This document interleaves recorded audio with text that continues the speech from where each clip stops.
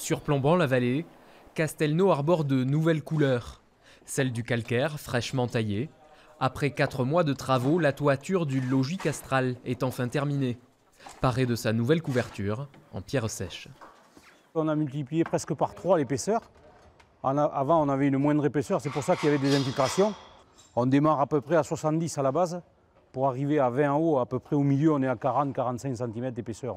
Au total, 145 tonnes de pierre, savamment disposées sans aucun mortier. Tout un savoir-faire dont la précision se mesure dans les combles du château.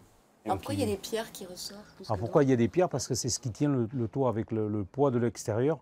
Ça fait calprer sur entre 2 lattes. Comme le toit n'est pas bâti, il faut qu'il y ait une teneur à l'intérieur. Si la charpente en chêne n'a pas été changée, le latage a dû être entièrement refait. Le latage, c'est toutes les pièces de bois qui sont à l'horizontale. Toutes ces pièces de châtaignier. Alors bien sûr, c'est que du châtaignier. S'il y a un mauvais latage, il y a une mauvaise couverture.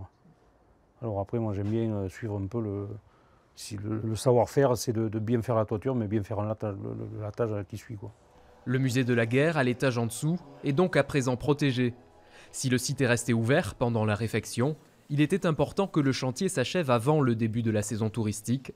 Impossible d'imaginer de tels travaux pendant l'été. Non, trop de flux, trop de passages, ça nuirait à la bonne circulation des ouvriers sur le chantier, ça nuirait aux visiteurs parce qu'il y a du bruit. Donc ce type de chantier intervient exclusivement sur les périodes hivernales, malheureusement pour les artisans qui doivent essuyer énormément d'intempéries. La nouvelle toiture ne devrait plus bouger pendant au moins 3 générations. Les lauses posées cet hiver contempleront durant un siècle la vallée de la Dordogne.